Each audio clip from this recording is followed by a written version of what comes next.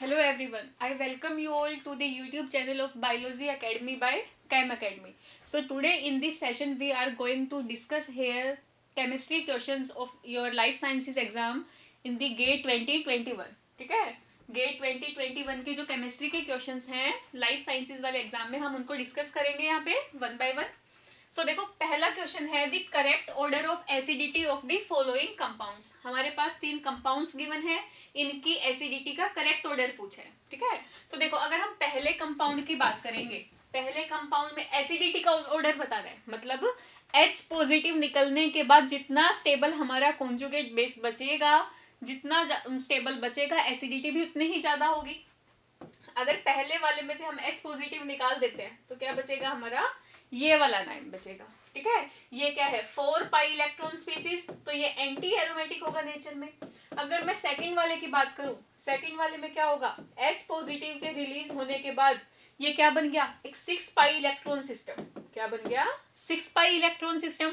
6 pi electron system है, मतलब 4n+2 rule को, हकल्स रूल को फॉलो करेगा. तो ये क्या हो गया तुम्हारा एरोमेटिक सिस्टम. ये हमारा क्या हो गया, एक एरोमेटिक सिस्टम हो गया. अगर मैं थर्ड कंपाउंड की बात करूं, थर्ड कंपाउंड क्या बनेगा हमारा, H पॉजिटिव रिलीज होने के बाद ये एक 8 पाई इलेक्ट्रॉन स्पीसीज बनेगी. 8 पाई इलेक्ट्रॉन स्पीसीज बनेगी और ये कैसा होगा, नॉन एरोमेटिक होगा नेचर में, क्योंकि ये वाला सिस्टम प्लेनर नहीं होगा. तो देखो स्टेबल सबसे ज्यादा कौन होगा, aromatic, after that non aromatic, और लीस्ट स्टेबल क्या होगा, एंटी एरोमेटिक. लीस्ट स्टेबल क्या होगा, एंटी एरोमेटिक. तो एसिडिटी का करेक्ट ऑर्डर क्या होगा, सबसे ज्यादा एसिडिक सेकंड वाला कंपाउंड, आफ्टर दैट थर्ड, और सबसे कम एसिडिक होगा फर्स्ट वाला कंपाउंड. तो जो हमारा डी ऑप्शन है वो करेक्ट हो जाएगा. डी ऑप्शन इस क्वेश्चन के लिए करेक्ट आंसर होगा. आफ्टर दैट हमारा अगला क्वेश्चन है the correct combination of Y and T for the following elimination reactions are. हमारे पास इस एलिमिनेशन रिएक्शन के लिए हमें Y और T का, Y ये वाला ग्रुप है और T हमारा जो मेजर प्रोडक्ट बनेगा वो होगा. Y और T का करेक्ट कॉम्बिनेशन क्या होगा, तो देखो जब Y, अगर हम ऑप्शन वाइज चले, जब Y हमारा Br होगा, Y Br होगा, तो ध्यान रखना जब Y Br होगा तो यहाँ पे सेटजेफ प्रोडक्ट बनेगा. सेटजेफ प्रोडक्ट बनेगा तो क्या होगा, जब Y Br होगा, देखो दो ही पॉसिबिलिटी है, या तो Y Br हो या क्या हो, N पॉजिटिव Me3. तो Y जब Br होगा, Y Br होगा यहाँ पे, तो देखो ETO नेगेटिव बेस है, ETO माइनस बेस. बेस क्या करेगा, एसिडिक प्रोटोन को एब्स्ट्रैक्ट करेगा, ये वाला यहाँ पे जाएगा और Br निकल जाएगा. इस केस में क्या बनेगा, सेटजेफ प्रोडक्ट मेजर प्रोडक्ट बनेगा. यहाँ पे ये सेटजेफ प्रोडक्ट मेजर प्रोडक्ट बनेगा. तो देखो जब Y Br है तो कौन सा मेजर प्रोडक्ट बनेगा, ये वाला, मतलब एक तो पॉसिबिलिटी है B की. उसके बाद जब Y क्या होगा, N पॉजिटिव Me3, तो हमारे पास क्या बनेगा, इसके केस में हॉफमैन प्रोडक्ट मेजर होगा. इसके केस में हॉफमैन प्रोडक्ट मेजर होगा. तो क्या होगा, यहाँ पे देखो ये हमारा सबस्ट्रेट N पॉजिटिव Me3, इसको हम क्या लिख सकते हैं, CH3. तो इसके केस में क्या होगा, हॉफमैन प्रोडक्ट मेजर होगा. तो जो प्रोडक्ट है वो हमारा क्या बन जाएगा, ये वाला हमारा प्रोडक्ट बन जाएगा. ठीक है, जो बेस होगा यहाँ पे वो इस CH2H, इस वाले प्रोटोन को एब्स्ट्रैक्ट करेगा, ये वाला बॉन्ड यहाँ पे जाएगा और लीविंग ग्रुप यहाँ से लीव कर जाएगा. तो ये वाला प्रोडक्ट हमारा मेजर बनेगा. ठीक है, तो जब लीविंग ग्रुप तुम्हारा N पॉजिटिव Me3 होगा तो तुम्हारा हॉफमैन प्रोडक्ट मेजर होगा, मतलब C ऑप्शन. और जब तुम्हारा लीविंग ग्रुप ब्रोमीन होगा तो सेटजेफ प्रोडक्ट मेजर होगा. तो कौन कौन से ऑप्शंस करेक्ट होंगे, ये MSQ टाइप क्वेश्चन था. B और C ऑप्शंस, सॉरी B और C ऑप्शंस हमारे पास करेक्ट ऑप्शंस होंगे. ठीक है, ओके. देखो अगला क्वेश्चन तो बहुत ही सिंपल है, सिंपली पूछा है OO bond order in O2 2 negative. O2 2 negative में बॉन्ड ऑर्डर क्या होता है, 1. ऑक्सीजन ऑक्सीजन के बीच में बॉन्ड ऑर्डर क्या होता है, 1. तो यहाँ पे हमारा A ऑप्शन करेक्ट हो जाएगा. ओके देखो अगला क्वेश्चन है structure of the major product S. Major product S क्या होगा, तो देखो सबसे पहले यहाँ पे क्या होगा, सबसे पहले H पॉजिटिव गिवन है, ये H पॉजिटिव इस वाले ऑक्सीजन, इस वाले OH ग्रुप को क्या करेगा, प्रोटोनेट करेगा। तो क्या बन जाएगा हमारे पास, इस वाले को प्रोटोनेट करेगा, ये बन जाएगा OH2 पॉजिटिव, OH2 पॉजिटिव। बाकी के remaining groups as it is लगे रहेंगे, रिमेनिंग ग्रुप्स को एज इट इज लगा देना, ठीक है। अब क्या होगा, ये ऑक्सीजन जो है यहाँ पे ये एनोमेरिक इफेक्ट शो करेगा, ठीक है। यहाँ पे ये जो इलेक्ट्रॉन्स हैं ये यहाँ पे आएंगे, OH2 पॉजिटिव लीव कर जाएगा, H2O यहाँ पे एलिमिनेट हो जाएगा। हमारे पास क्या बचेगा, ये वाला आपके पास बन जाएगा, ठीक है। और ग्रुप्स को एज इट इज लगा देना, क्योंकि और पोजीशंस पे तो कोई भी चेंज नहीं आ रहा है ग्रुप्स में, ठीक है। यहाँ पे एनोमेरिक पोजीशन पे ही चेंज आएगा। तो यहाँ पे क्या होगा, अब जो MEOH है ये यहाँ पे अटैक करेगा, क्योंकि ऑक्सीजन पे पॉजिटिव चार्ज हाईली अनस्टेबल होगा। तो हमारा प्रोडक्ट क्या बनेगा, इस पोजीशन पे क्या आ जाएगा, OMeH, ऑक्सीजन पे पॉजिटिव चार्ज और ग्रुप्स एज इट इज लगे रहेंगे, ठीक है। अब देखो फिर से ऑक्सीजन पे पॉजिटिव चार्ज अनस्टेबल है, तो अब की बार जो ये OH बॉन्ड है इसके इलेक्ट्रॉन्स यहां जाएंगे और हमारा करेक्ट प्रोडक्ट क्या बन जाएगा, OMe, और ग्रुप्स हमारे एज इट इज रहेंगे यहाँ पे, ठीक है। तो ये वाला क्या हो जाएगा, हमारा करेक्ट ऑप्शन हो जाएगा, ठीक है। तो यहाँ पे देखो OMe सारे और ग्रुप्स एज इट इज है, ए ऑप्शन हमारा करेक्ट हो जाएगा। सी पोजीशन पे भी यहाँ पे OMe है, लेकिन 5th पोजीशन पे यहाँ पे उसने फिर से OMe लगा दिया, तो ये वाला ऑप्शन हमारा इनकरेक्ट हो जाएगा। इस क्वेश्चन का ए ऑप्शन करेक्ट होगा। ओके, देखो अगला क्वेश्चन है, a solution of a compound shows an absorbance of 0.42 at 275 nanometre in a cuvette with 0.1 decimetre light path, ठीक है। पाथ लेंथ कितनी गिवन है, 0.1 डेसीमीटर। उसके बाद उसने बोला है molar absorptivity of this compound at 275 nanometer is 8.4 into 10 की power 3 molarity inverse centimeter inverse. The concentration of the compound is, हमें क्या बतानी है, कंपाउंड की कॉन्सेंट्रेशन क्या होगी। तो सबसे पहले हमें गिवन क्या है, एब्जॉर्बेंस कितनी दे रखी है, 0.42, एब्जॉर्बेंस 0.42 है। पाथ लेंथ कितनी है, 0.1 डेसीमीटर। मोलर एब्जॉर्प्टिविटी कितनी है, 8.4 इंटू 10 की power 3 molar inverse centimeter inverse. अब ध्यान से देखो, अगर मोलर एब्जॉर्प्टिविटी तुम्हारी सेंटीमीटर इनवर्स में है तो पाथ लेंथ भी तुम सेंटीमीटर में ही लोगे, यूनिट तो हमें सेम ही रखनी पड़ेगी। तो ये क्या हो जाएगा, हमें पता है 1 decimeter is equal to 10 centimeter, तो 0.1 इंटू 10 सेंटीमीटर। ओके, अब हमें फाइंड आउट क्या करनी है, कंपाउंड की कॉन्सेंट्रेशन क्या होगी, कंपाउंड की कॉन्सेंट्रेशन क्या होगी। तो हमें पता है एब्जॉर्बेंस किसके इक्वल होती है, molar absorptivity into concentration into path length, ठीक है। फॉर्मूला हमें सिंपल ये यूज करना है, डायरेक्ट फॉर्मूले में वैल्यूज पुट करेंगे तो हमारे पास आंसर आ जाएगा।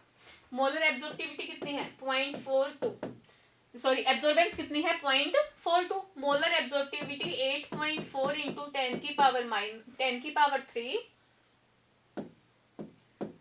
Molar inverse centimeter inverse. Concentration हमें फाइंड आउट करनी है, लेंथ कितनी हो गई, 0.1 इंटू 10 सेंटीमीटर, 0.1 इंटू 10 सेंटीमीटर। जब हम इसको सोल्व करेंगे तो हमारे पास कॉन्सेंट्रेशन आएगी 0.05 इंटू 10 की पावर -3 मोलर, 0.05 इंटू 10 की पावर -3। लेकिन ध्यान से देखो, उसने पूछा है 10 की पावर -5 की टर्म्स में, 10 की पावर -5 की टर्म्स में, तो ये क्या आ जाएगा, 5 इंटू 10 की पावर -5 मोलर, ठीक है।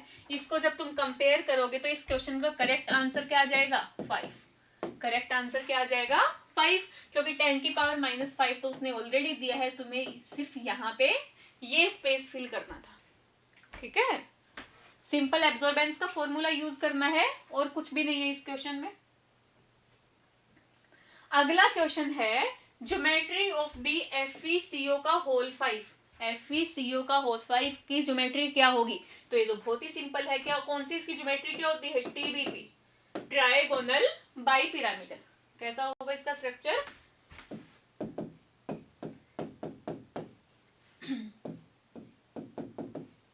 ठीक है। ये क्या हो गया, ये हो गया FeCO का होल 5। स्ट्रेट होता है, बिल्कुल लीनियर होता है यहाँ पे ऐसे, ठीक है। तो इसकी कौन सी ज्योमेट्री होगी तुम्हारी, इसकी शेप कैसी हो जाएगी, trigonal bi pyramidal. D option correct हो गया, बिल्कुल डायरेक्ट क्वेश्चन है भाई ये तो। ओके, अगला क्वेश्चन है, the freezing point of 80 gram of acetic acid was lowered by 7.8 kelvin. Depression कितना आ रहा है फ्रीजिंग पॉइंट में, देखो 7.8 kelvin, due to the addition of 20 gram of a compound, the molar mass of the compound. ये जो compound हमने मान लिया ये कंपाउंड है X, जिसका 20 ग्राम जब हमने ऐड किया एसिटिक एसिड के सॉल्यूशन में, तो फ्रीजिंग पॉइंट कितने से कम हो गया, 7.8 केल्विन, ठीक है। तो हमें ये जो X कंपाउंड है एनोन, इसका क्या फाइंड आउट करना है, मोलर मास। मोलर मास हमें फाइंड आउट करना है। ओके, अब देखो भाई ये ग्राम पर मोल है, हमारे पास delta TF depression in freezing point किसके इक्वल होगा, KF into m, KF into m. Van't factor I भी हम लेते हैं, लेकिन वो हम यहाँ पे कंसीडर क्यों नहीं कर रहे, लेकिन हमें ये कंपाउंड है नहीं पता कि ये डिसोसिएट होगा या एसोसिएट होगा, ठीक है। ये इलेक्ट्रोलाइट है, नॉन इलेक्ट्रोलाइट है, वेदर इट अंडरगोज एसोसिएशन और डिसोसिएशन कुछ भी नहीं पता, तो इसीलिए हम I को कंसीडर नहीं करेंगे। अब फ्रीजिंग पॉइंट में डिप्रेशन कितना है, 7.8 केल्विन। KF क्या है, KF एक सोलवेंट डिपेंडेंट टर्म होती है, हमेशा ध्यान रखना ये सोलवेंट पे डिपेंड करेगी, और KF की वैल्यू भी फ्रीजिंग पॉइंट कांस्टेंट KF ही होता है। इसकी वैल्यू तुम्हें गिवन है 3.9 केल्विन किलोग्राम पर मोल, इनटू ये है तुम्हारी मोलैलिटी, क्या है, मोलैलिटी।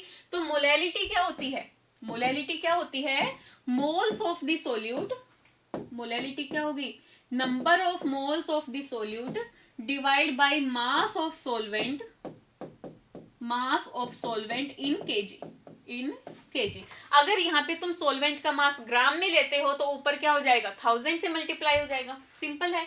तो यहाँ पे मोलैलिटी क्या हो जाएगी, number of moles of the solute. Solute क्या है, जो तुमने ये कंपाउंड ऐड किया है, इसके नंबर ऑफ मोल्स क्या होते हैं, given mass by molar mass.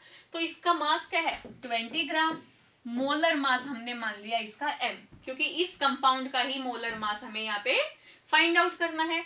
After that mass of solvent क्या है, मास तुम्हें 80 ग्राम गिवन है, कितना गिवन है, 80 ग्राम। अब देखो 80 ग्राम है, ठीक है, हमें तो यहाँ पे केजी में लेना था, अगर इसको किलोग्राम में कन्वर्ट करेंगे तो ऊपर क्या आ जाएगा, 1000, ऊपर क्या आ जाएगा, 1000, ठीक है। जब हम इसको सोल्व करेंगे तो हमारा मोलर मास आ जाएगा, जो कंपाउंड X है उसका मोलर मास आ जाएगा 125 ग्राम पर मोल, क्या आ जाएगा, 125 ग्राम पर mole. Okay, so correct answer for this question is 125। Okay, देखो अगला क्वेश्चन है, among the following the diamagnetic species are, इनमें से डायामैग्नेटिक स्पीसीज कौन सी होगी। डायामैग्नेटिक का मतलब क्या है कि कोई भी अनपेयर्ड इलेक्ट्रॉन प्रेजेंट ना हो, सारे के सारे इलेक्ट्रॉन्स क्या हो, पेयर्ड हो। तो देखो वन बाय वन देखते हैं। पहला है COF6 3-, यहाँ पे जो कोबाल्ट है वो कौन सी ऑक्सीडेशन स्टेट में होगा, +3। कौन सी ऑक्सीडेशन स्टेट में, +3। अगर हम कोबाल्ट +3 की बात करें तो ये क्या है, एक D6 सिस्टम, क्या है ये, एक D6 सिस्टम है। और फ्लोरीन क्या है, एक वीक फील्ड लिगेंड, क्या है, वीक फील्ड लिगेंड, ठीक है। तो यहाँ पे क्या होगा, पेयरिंग नहीं होगी। देखो अगर हम D6 सिस्टम की बात करें, ऑक्टाहेड्रल कॉम्प्लेक्स है, सारे के सारे क्या है, ऑक्टाहेड्रल कॉम्प्लेक्स है, तो हम स्प्लिटिंग भी किसके केस में देखेंगे, ऑक्टाहेड्रल के डायग्राम बनाएंगे। तो देखो ये हो गया हमारा D6 सिस्टम, ठीक है। अब ये स्प्लिट होगा, ऊपर Eg, नीचे T2G। अब वीक फील्ड लिगेंड है तो पेयरिंग तो होगी नहीं, 1 2 3 4 5 6, कितने अनपेयर्ड इलेक्ट्रॉन है यहाँ पे, 4 अनपेयर्ड इलेक्ट्रॉन है, मतलब ये स्पीसीज क्या होगी, पैरामैग्नेटिक, क्या होगी, पैरामैग्नेटिक। आफ्टर दैट अगला कॉम्प्लेक्स है निकल H2O का होल 6 2 पॉजिटिव। यहाँ पे निकल क्या होगा, निकल +2 ऑक्सीडेशन स्टेट में प्रेजेंट होगा। निकल +2 का मतलब क्या है, ये एक है D8 सिस्टम, क्या है, D8 सिस्टम। D8 सिस्टम है, H2O अगेन यहाँ पे कैसे बिहेव करेगा, it behaves like a weak field ligand, weak field ligand की तरह बिहेव करेगा। तो D8 सिस्टम को तुम कैसे देखोगे, यहाँ पे भी वीक फील्ड है तो यहाँ पे क्या होगी, पेयरिंग नहीं होगी। 1 2 3 4 5 6 7 8, ठीक है। तो यहाँ पे भी देखो दो अनपेयर्ड इलेक्ट्रॉन प्रेजेंट है, दो अनपेयर्ड इलेक्ट्रॉन प्रेजेंट है, मतलब फिर से ये वाला कॉम्प्लेक्स क्या होगा, पैरामैग्नेटिक इन नेचर, ठीक है। तो ये वाला भी इनकरेक्ट हो गया। उसके बाद अगले कॉम्प्लेक्स पे चलते हैं, FeCN का होल 6 4 नेगेटिव। तो यहाँ पे देखो आयरन किसमें प्रेजेंट है, +2 oxidation state, iron +2 oxidation state में है। आयरन +2 ऑक्सीडेशन मतलब D6 सिस्टम, मतलब D6 सिस्टम, D6 सिस्टम है। साइनाइड यहाँ पे कैसे बिहेव करेगा, it behaves like a strong field ligand. Cyanide यहाँ पे कैसे बिहेव करेगा, एक स्ट्रॉन्ग फील्ड लिगेंड की तरह, स्ट्रॉन्ग फील्ड लिगेंड की तरह बिहेव करेगा। तो ये एक लो स्पिन कॉम्प्लेक्स बनेगा, कैसा, एक लो स्पिन कॉम्प्लेक्स बनेगा। ये दोनों हाई स्पिन कॉम्प्लेक्स थे। लो स्पिन कॉम्प्लेक्स देखो, अगर हम D6 सिस्टम की बात करें, ये हमारा D6 सिस्टम हो गया। अब की बार यहाँ पे क्या होगा, स्ट्रॉन्ग फील्ड लिगेंड है तो पेयरिंग हो जाएगी 1 2 3। अब जो फोर्थ इलेक्ट्रॉन है वो हायर इजी लेवल में ना जाके यहीं पे पेयर हो जाएगा। क्यों, क्योंकि यहाँ पे क्या है, एक स्ट्रॉन्ग फील्ड लिगेंड है, ठीक है। तो यहाँ पे क्या आ जाएगा 4 5 6। अब यहाँ पे देखो सारे के सारे इलेक्ट्रॉन्स पेयर्ड है, एक भी अनपेयर्ड इलेक्ट्रॉन प्रेजेंट नहीं है, एक भी अनपेयर्ड इलेक्ट्रॉन प्रेजेंट नहीं है। इसका मतलब ये क्या होगा, ये वाला कॉम्प्लेक्स क्या होगा, डायामैग्नेटिक इन नेचर। ये वाला कॉम्प्लेक्स क्या होगा, डायामैग्नेटिक। और हमसे क्वेश्चन में यही पूछा था कि कौन सी स्पीसीज डायामैग्नेटिक होगी नेचर में, तो हमारा सी ऑप्शन यहाँ पे करेक्ट हो जाएगा। उसके बाद अगला देखते हैं, अगला देखते हैं, अगले में भी क्या है, अगला क्या है, कोबाल्ट +3। देखो यहाँ पे क्या है, कोबाल्ट +3, कोबाल्ट +3 ऑक्सीडेशन स्टेट में प्रेजेंट है, मतलब फिर से D6 सिस्टम।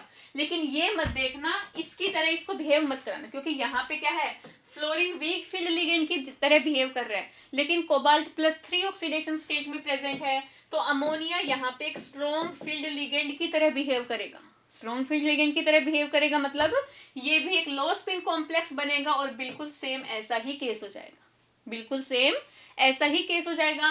क्योंकि D6 सिस्टम है, लिगेंड किस तरह बिहेव करेगा, स्ट्रॉन्ग फील्ड लिगेंड, एक लो स्पिन कॉम्प्लेक्स बनेगा। तो यहाँ पे भी कोई भी अनपेयर्ड इलेक्ट्रॉन प्रेजेंट नहीं होगा, सारे के सारे पेयर्ड होंगे। पेयर्ड होंगे तो ये वाला कॉम्प्लेक्स भी कैसा होगा नेचर में, डायामैग्नेटिक। कैसा होगा, डायामैग्नेटिक, ठीक है।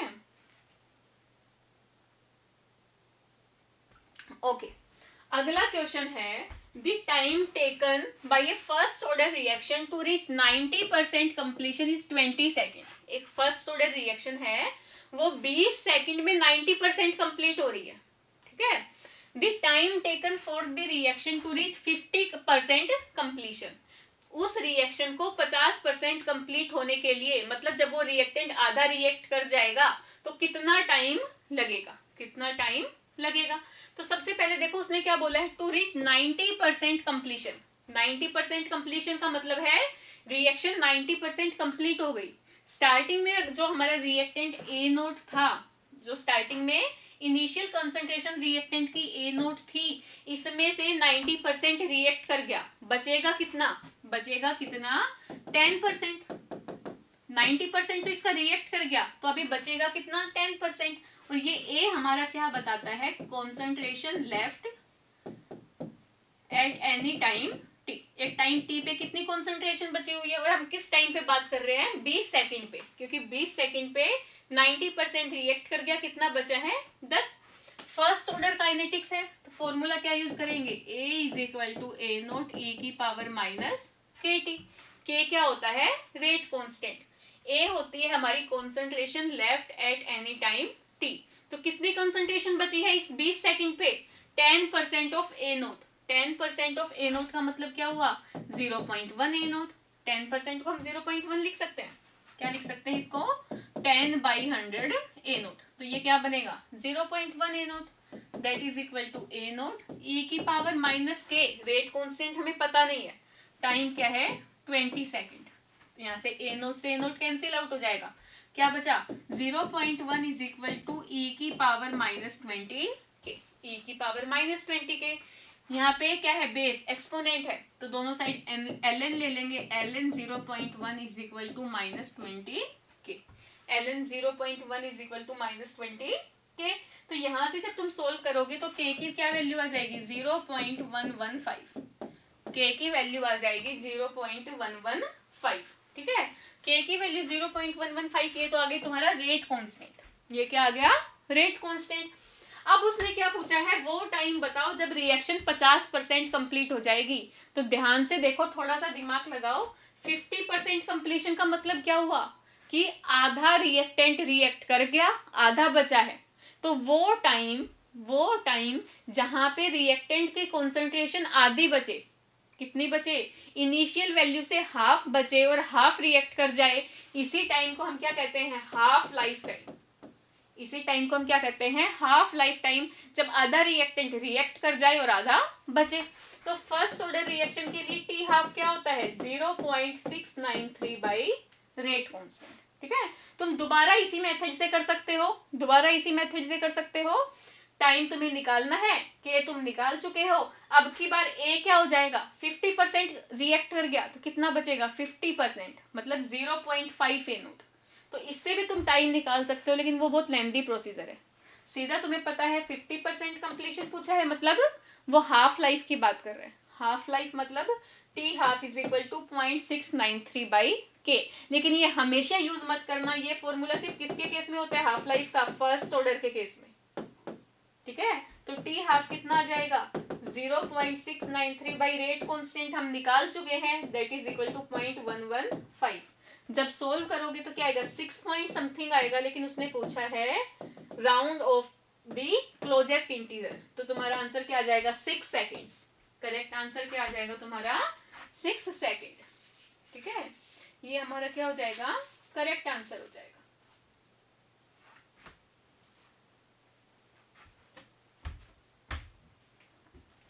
ओके देखो अगला क्वेश्चन है, given the standard reduction potential तुम्हें गिवन है। जब मैग्नीशियम 2 पॉजिटिव मैग्नीशियम में जा रहे हैं उसके लिए रिडक्शन पोटेंशियल, एजी पॉजिटिव का एजी में रिडक्शन हो रहा है तो इसके लिए रिडक्शन पोटेंशियल गिवन है, ठीक है। इस वाली सेल के लिए एट 25 डिग्री सेल्सियस इज, हमें फाइंड आउट क्या करना है, potential of the following cell. इस सेल का पोटेंशियल हमें फाइंड आउट करना है 25 डिग्री सेल्सियस। अब देखो नल्स इक्वेशन हम लिखते हैं, क्या होती है, E is equal to E naught minus 0.0591। उसको बाद में देखेंगे, पहले ये रिएक्शन देखो। रिएक्शन में क्या है, पहले हमें रिएक्शन बैलेंस करनी पड़ेगी। ऑक्सीडेशन किसका हो रहा है, एनोड पे ऑक्सीडेशन होगा। ऑक्सीडेशन किसका हो रहा है, मैग्नीशियम, किसमें कन्वर्ट हो रहा है, मैग्नीशियम 2 पॉजिटिव प्लस यहाँ पे 2 इलेक्ट्रॉन, ठीक है। उसके बाद रिडक्शन कहाँ पे होगा, कैथोड पे। रिडक्शन किसका हो रहा है, सिल्वर का, किसका, सिल्वर का। एजी पॉजिटिव एक इलेक्ट्रॉन गेन करके किसमें कन्वर्ट हो रहा है, एजी में। लेकिन हमें क्या करना पड़ेगा, जब हम ओवरऑल रिएक्शन लिखेंगे, ओवरऑल रिएक्शन में तो हमें बैलेंस करना पड़ेगा। कैथोड पे सिर्फ एक इलेक्ट्रॉन का गेन हो रहा है और एनोड पे ऑक्सीडेशन स्टेट में कितने का चेंज आ रहा है, 2 का। तो जब हम बैलेंस्ड केमिकल रिएक्शन लिखेंगे तो क्या बनेगी, 2Ag positive plus Mg, it gives Mg2 positive plus Ag, Mg2 positive plus Ag, दोनों को ऐड करके लिखना है हमें, ठीक है। अब देखो E क्या होता है, नर्स इक्वेशन से E is equal to E naught minus 0.0591 by N। N क्या होता है, इस सेल रिएक्शन में कितने इलेक्ट्रॉन्स का ट्रांसफर हो रहा है, कितने का ट्रांसफर हो रहा है, 2 का। ये वाला हम 0.059 N कब लिखते हैं, जब वो किस टेम्परेचर पे बात करें, 25 डिग्री सेल्सियस पे, ठीक है। नहीं तो फॉर्मूला तुम्हारा क्या होता है, E is equal to E naught minus 2.303 RT by NF log concentration of product by reactant, ठीक है। जब 25 डिग्री पे बात कर रहे हो तो देखो ये कांस्टेंट है, R gas constant, temperature 298 kelvin put करोगे, F फेराडेज कांस्टेंट पुट करोगे, तो ये तुम्हारा सोल्व करके क्या आता है, 0.0591 बाई N लोग। यहाँ पे देखो कॉन्सेंट्रेशन में सिर्फ हम आयनिक स्पीसीज लिखेंगे, यहाँ पे क्या लिखेंगे, सिर्फ आयनिक स्पीसीज की कॉन्सेंट्रेशन लिखेंगे, क्योंकि सॉलिड्स की कॉन्सेंट्रेशन तो हम क्या लिखते हैं, प्योर सॉलिड्स और लिक्विड की तो यूनिटी लेते हैं। Mg2 पॉजिटिव की कॉन्सेंट्रेशन कितनी है, 0.2 mole, divide by Ag positive 1 millimolar है, लेकिन ध्यान रखना यूनिट्स हमें सेम ही रखनी पड़ेंगी। 1 मिली मोलर मतलब 10⁻³ मोलर, और 2 Ag पॉजिटिव है। स्टोइचियोमेट्रिक कोफिशिएंट हमेशा किस में आ जाएगा? पावर में। स्टोइचियोमेट्रिक कोफिशिएंट किस में आ जाएगा? पावर में। अब हमें ये भी देखना है इस रिएक्शन के लिए E0 की वैल्यू क्या होगी। तो इस रिएक्शन के लिए E0 क्या हो जाएगा?